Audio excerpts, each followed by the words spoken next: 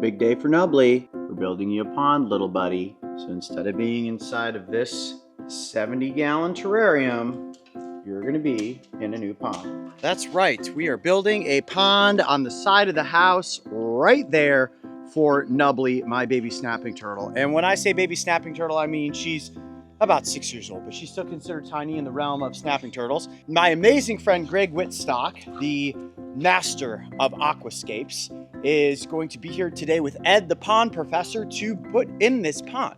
Now, Greg's famous for having invented a number of different filter systems that have revolutionized people's ponds. This is all stuff that's gonna go into building the pond.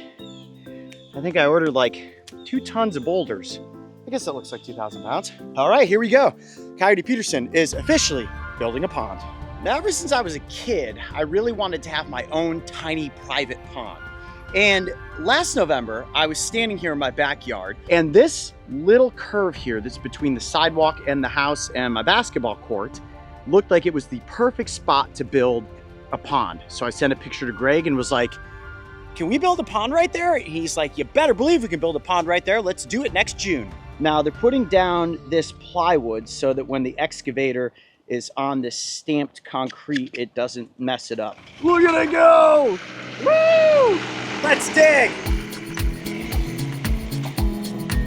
Got that plant, 1 scoop, well done! Can this backhoe pick up that rock? You can do it. Wow! This is the biggest pond you're gonna build all year, right? Biggest pond we're gonna build today, for sure. So Ed, what are you marking right now? I'm marking out where the pump is gonna be located. So it's gonna be the mechanical component of it. And from there, the water is gonna get pumped right along the base of the home. And it's gonna go all the way up to the wetland filter up on top. So anytime I'm designing, I'm always trying to make the most efficient use of the pumping system. So nice straight, flat runs. So you're gonna get a lot of water volume. So we wanna make sure that we turn the water over. Probably in this application, we're gonna turn it over probably 3 times an hour. Wow. So we're really gonna have a high flow rate. And usually for animal enclosures, I try to do that. And it's because the waste from turtles is gonna be a lot higher in nitrogen than fish waste. So we have to make sure that we can break that down. And it's a highly aerobic process. So the more dissolved oxygen, From here to here. wow. Surprise! We thought this was gonna be easy in this tiny spot. And of course, there is a giant tree stump buried on the side of the house. This stump is not gonna stump you guys. Huge root right there. That is all the stump. That's crazy. That sounds like you're just hitting into metal. Right? Oh, they're asking for the axe. Let's go.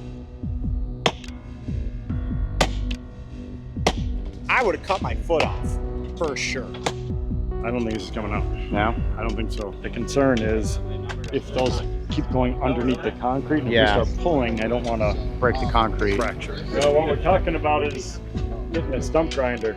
Yeah, you guys can't tell on camera how big that giant section of tree is. There, Logan's sitting on it. That whole thing is the stump. Oh yeah, it comes all the way out to here. Yeah, that's crazy. Just wanted us to have to rent a stump grinder. Stay tuned. Stump grinder is about to start doing its thing. Wow, that's crazy.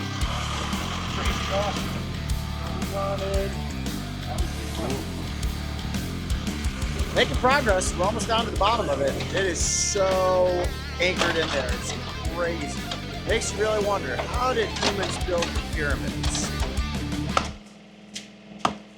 That's like something in there. Dude, that's insane. It's not even prepping that up. So Ed, what's gonna go back in this corner here that we had to get the stump out for? So that's where the pre-filter is going to go. So we had to make sure that we had enough depth because it's a calculation based on the water velocity going in. So it's going to draw leaf debris and that type of stuff into the corner. It's going to get pre-filtered. It's going to go through those aqua blocks. Cool. So those aqua blocks are actually set up. It's called a matrix. So as the water flows through, it mixes it. And when it mixes it, it allows the precipitation process to occur. So it's going to drop all the sediments out.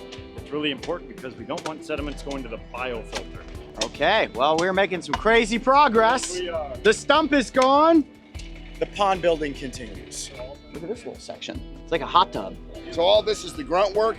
Now the fun work becomes with the artistry of placing the rocks and designing it. The science that goes into the building of ponds now is so much more elaborate than most people probably think, where it's like, oh, you just dig a hole with a backhoe and put water in it. It doesn't work like that, huh? No. This is an ecosystem, which is why the professor is the perfect guy. So how you blend rocks and gravel, plants, fish, mechanical and biological filters, pumps and plumbing, put it all together, and then it works just like nature intended it. Yeah. All right, we're moving some big rocks right now in a very tight space. Check this out.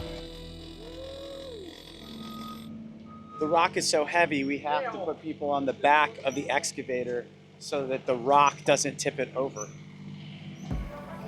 Okay, it's really starting to look like a pond. They are intricately placing each and every one of these rocks. I mean, it's amazing how a dirt hole can turn into something like this in just a couple of hours. Ed has handpicked each and every one of these rocks, strategically knowing that the whole certain balance of the gravel, keep the liner in place, and then of course work well with the water. And I guess this type of sandstone eventually starts to absorb some of the water in the environment and stuff grows around it, which will be perfect for the pond plants and will make an ideal situation for Nubbly, the baby snapper. All right, Nubbly, it's officially time for you to go out into your new pond. All right, guys, this is the moment we've all been waiting for. It has been 48 hours now that the water has been filtering through the pond. It is absolutely gorgeous, and Nubbly is ready to enter her new environment. Big thanks to Greg the pond guy, Ed the pond professor, and TEAM Aquascape.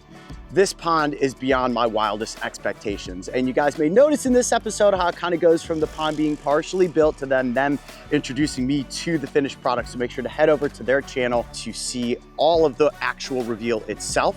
But now it is time to place Nubbly into her new environment. And away she goes. Oh my goodness, it's like a 20,000 square foot mansion for you. And she's immediately like, oh boy, and you've already put 100 fish in here, which means it's time to hunt. I mean, this is massive as compared to what she's used to. So it'll probably take her a couple days to acclimate, explore all around the exteriors. I'm thinking that she's probably gonna love that little spot up in the back under the roots. She loves to hide, so she'll probably hunker down there. It's just a matter of sitting back, watching her grow into a monster-sized mud dragon. I'm Coyote Peterson. Be brave, stay wild. We'll see you on the next adventure.